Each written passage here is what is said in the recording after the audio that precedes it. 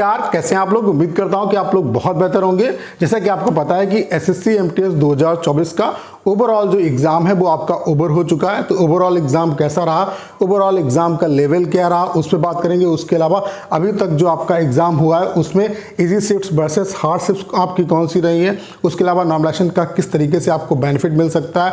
उसके अलावा आपकी जो एक्सपेक्टेड कट ऑफ है वो कितनी क्या रह सकती है, इसका भी मैं आपको इस वीडियो में रफली आइडिया देने वाला हूँ। तो ये वीडियो आप सभी के लिए बहुत ज़्यादा हेल्पफुल होने वाला है।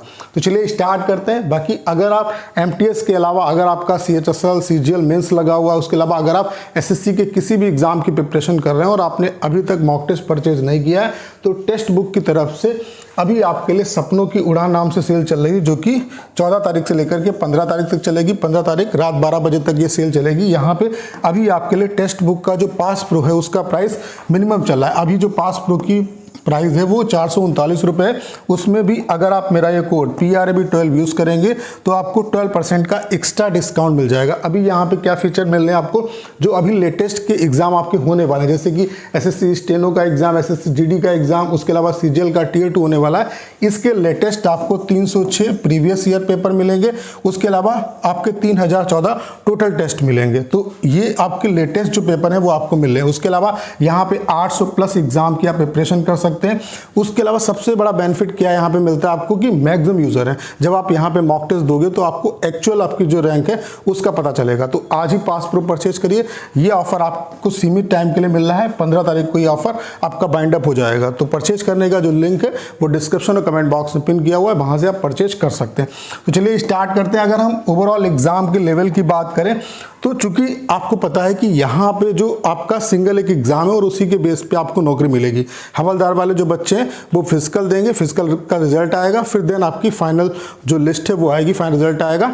तो यहाँ पे क्या है कि एक ही एग्जाम है, इसको सेशन 1 और सेशन 2 का नाम दिया गया। सेशन 1 में क्या है कि मैथ्स आएगी और रीजनिंग आएगी। इसमें कोई भी निगेटिव मार्किंग नहीं है। जो आपका सिलेक्शन होगा वो सेशन 2 के बेस पे होगा और ये दोनों एग्जाम एक साथ हो रहे हैं। यहाँ पे क्या है कि सेशन 2 में जीके जीएस और इंग्लिश आती है और इसी के बेस पे आपका सिलेक्शन होगा। सेशन 1 के मार्क्स की इंपॉर्टेंस तब होती है जब सेशन 2 में 2 एस्पिरेंट के मार्क्स सेम होंगे, मतलब टाई केसेस होगा, तब सेशन 1 की इंपॉर्टेंस होती है। तो यहाँ पे जो आपका सिलेक्शन होगा वो जीके जीएस और इंग्लिश के बेस पे होगा। और ये दो ऐसे सब्जेक्ट हैं जिसमें हमेशा अनसर्टेनिटी रहती है। आप ये नहीं कह सकते हो, कितना भी पढ़ लो, आप ये नहीं कह सकते हो कि 100% हमारे यहाँ पे इतने नंबर आएंगे ही आएंगे। तो इसलिए इस लिहाज से ये जो पेपर है जहां पे जीके जीएस और इंग्लिश के बेस पे सिलेक्शन हो रहा है तो उसको आप किसी भी कीमत पे इजी नहीं कर सकते। तो ओवरऑल अगर एग्जाम की बात करें तो आपका जो एग्जाम है वो आपका मॉडरेट टू एग्जाम जो है वो मॉडरेट टू हार्ड आपका रहा है। ठीक है, उस एग्जाम को हम मॉडरेट टू हार्ड ही कहेंगे।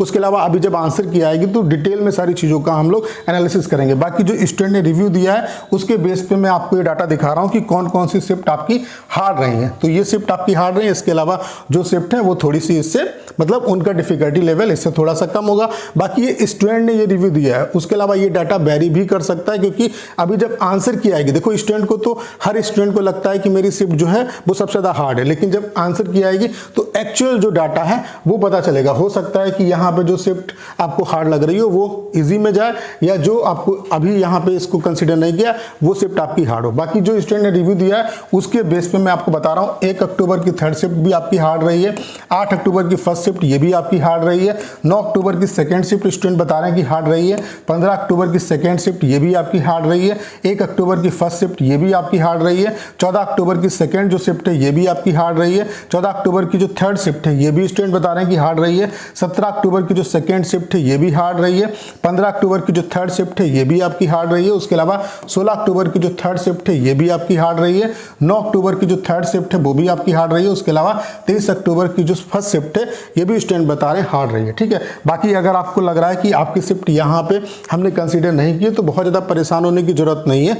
ये स्टूडेंट ने जो रिव्यू दिया उसके बेस पे मैं बता रहा हूँ आपको। बाकी जब आंसर की आएगी तो सभी चीज़ों का हम लोग डिटेल में एनालिसिस करेंगे। उसके अलावा अभी थोड़ा टाइम रुकिए, डाटा आ जाएगा, रैंक मित्रा का भी डाटा आएगा तो उसका भी एनालिसिस किया जाएगा। बाकी अभी तक जो हमारे पास डाटा है उसके बेस पे मैं आपको बता रहा हूँ। उसके अलावा अगर हम कट ऑफ की बात करें तो देखो यहाँ पे जो कट ऑफ आपकी बनेगी वो सेशन 1 और सेशन 1 की तो इंपॉर्टेंस है नहीं, सेशन 2 के बेस पे बनेगी। और यहाँ पे ऐसा नहीं है एमटीएस में कट ऑफ मिनिमम नहीं जाती, एमटीएस में अच्छी खासी कट ऑफ जाती है। उसके अलावा यहाँ पे स्टेट वाइज कट ऑफ जाती है। तो वो जो कट ऑफ है वो स्टेट की वैकेंसी पे भी डिपेंड करती है। उसके अलावा यहाँ पे कैटेगरी वाइज जो कट ऑफ है, जैसे यूआर, ओबीसी, ईडब्ल्यूएस या एससी एसटी, इनकी कट ऑफ में बहुत ज़्यादा डिफरेंस नहीं रहता है। इवन यूआर, ओबीसी और ईडब्ल्यूएस में तो बहुत कम डिफरेंस रहता है। बाकी एससी की भी कट ऑफ कभी कभी यूआर के बराबर चली जाती है, वो डिपेंड करता है एससी एसटी की वैकेंसी पे। फिलहाल एक रफली आइडिया के लिए मैं आपको बता रहा हूँ, बाकी ये जो डाटा है ये वेरी करेगा आपका आंसर की आने के बाद, ठीक है। अगर यूआर, ओबीसी, ईडब्ल्यूएस की बात करें तो यहाँ पे अगर आपके मार्क्स 110 से 120 के बीच में लाई कर रहे हैं तो कहीं ना कहीं आपके सिलेक्शन की प्रोबेबिलिटी है।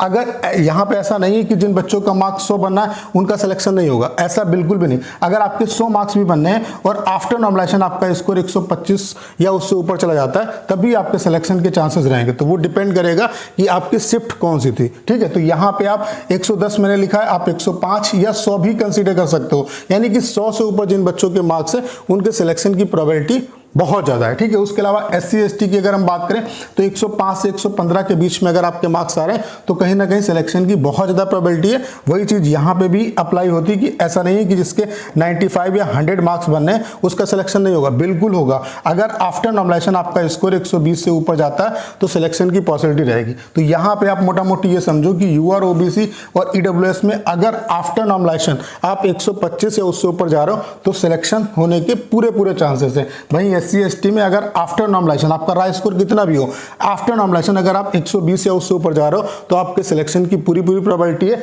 बाकी अगर एक मोटा मोटी मैं आपको आइडिया दूं तो जिन एस्पिरेंट का 100 से ऊपर राय स्कोर जा रहा है उनके सिलेक्शन की पूरी पॉसिबिलिटी, बाकी आंसर की जैसे ही आएगी उसके बाद एक अच्छे तरीके से एनालिसिस किया जाएगा। बाकी अभी थोड़े टाइम के बाद अभी रैंक मित्रा का भी डाटा आएगा तो उस डाटा को भी हम अच्छे तरीके से एनालिसिस करेंगे। बाकी आपने अगर अभी तक मॉक टेस्ट परचेज नहीं किया है तो आप सभी के लिए ये ऑफर चल रहा है और ये 15 तारीख को रात को 12 बजे तक ही है। यहाँ पे पास प्रो आपको 439 रुपये में मिल रहा है मिनिमम प्राइस में, वरना इसका जो प्राइस है वो 700 के आसपास हो जाएगा, ठीक है। तो यूज़ आपको क्या करना है, ये कोड यूज़ करना है PRAB12, तो आपको 12% का इंस्टेंट डिस्काउंट मिल जाएगा। पास प्रो परचेज करने का जो लिंक है वो डिस्क्रिप्शन और कमेंट बॉक्स में पिन किया हुआ, वहाँ से आप परचेज कर सकते हैं। उम्मीद करता हूँ सारी जानकारी आप बहुत अच्छे तरीके से समझ पाए होंगे। करना क्या है, इस वीडियो को शेयर करना है। उसके अलावा अगर आप चैनल पर नए हैं और आपने अभी तक इसे सब्सक्राइब नहीं किया है तो प्लीज़ चैनल को सब्सक्राइब करना मत भूलिएगा।